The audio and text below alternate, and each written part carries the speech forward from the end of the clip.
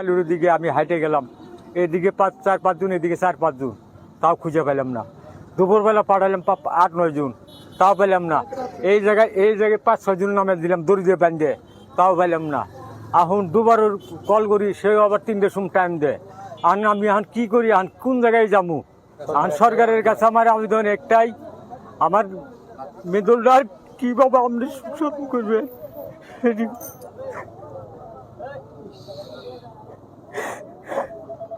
দর্শক, আপনারা জানেন গতকাল এই যে আমার পিছনে যে ব্রিজটি রয়েছে, এটা পাথরঘাটা রেল ব্রিজ।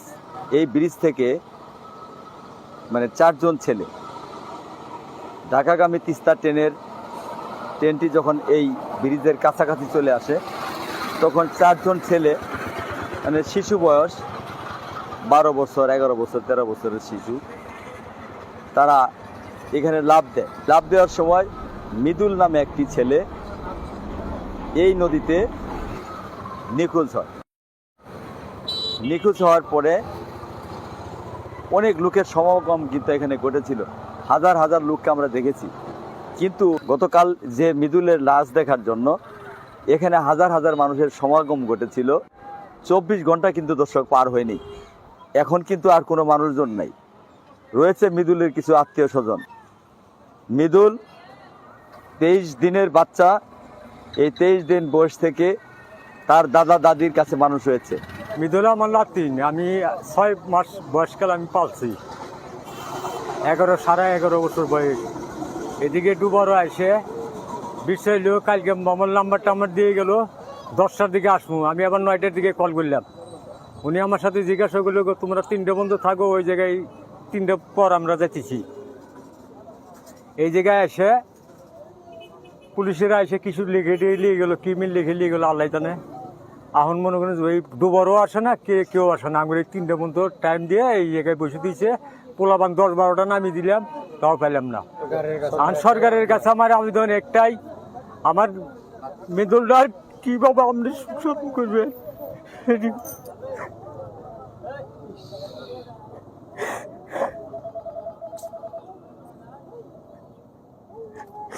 আমি শুধু একটা বাচ্চা, তার বাবা মা তাকে 23 দিনের বাচ্চা রেখে ঢাকাতে চলে গিয়েছিল।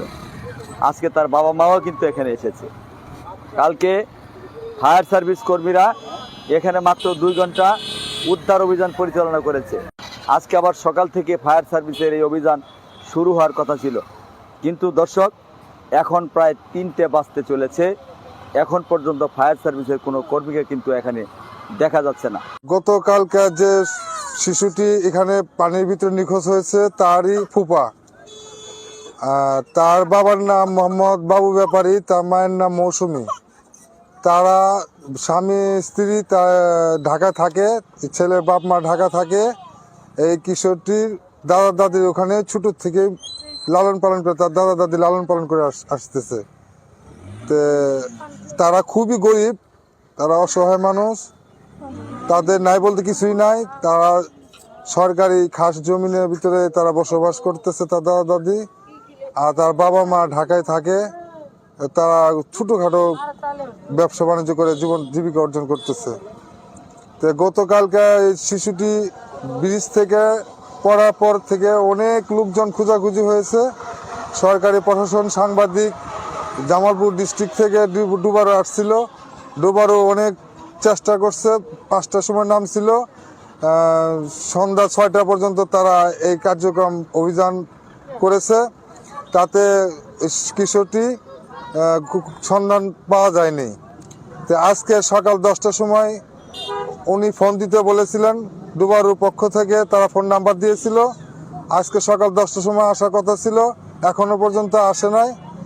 তারা মোবাইলে তারা বলে দিয়েছে 3টার সময় আমরা ওখানে যাব।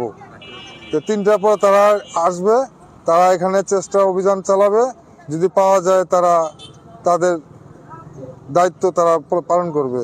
পাশাপাশি দর্শক আরেকটা বিষয় হচ্ছে, এই যে হাজার হাজার মানুষ, যে সকল মানুষ মৃদুলকে দেখার জন্য, আমি যে ব্রিজের উপরে দাঁড়ায় রয়েছি, এই ব্রিজ কিন্তু আমার মনে হয় ভেঙে পড়বে এমন একটা পরিস্থিতির সৃষ্টি হয়েছিল, কিন্তু আজকে এই ব্রিজের মধ্যে কোনো মানুষ নাই। তো দর্শক, মানুষের জীবনে এমনই হয়, মানুষের জন্য হয়, কিন্তু ক্ষণিকের জন্য হয়। তো মৃদুল চলে গেছে, মৃদুলের পরিবারের এখন একটাই দাবি, তারা যেন এই শিশুর লাশটিকে ফিরে পায়। তাদের সরকারের কাছে একটাই দাবি, মৃদুলের লাশটি যেন তার পরিবার ফিরে পায়। তো দর্শক, ভালো থাকবেন, সুস্থ থাকবেন, আবার দেখা হবে অন্য কোনো স্থানে। আর আপডেট কোনো সংবাদ জানতে জামালপুরে প্রকাশিত সংবাদের সাথে থাকবেন, এই প্রত্যাশায় শেষ করছি। আল্লাহ হাফেজ।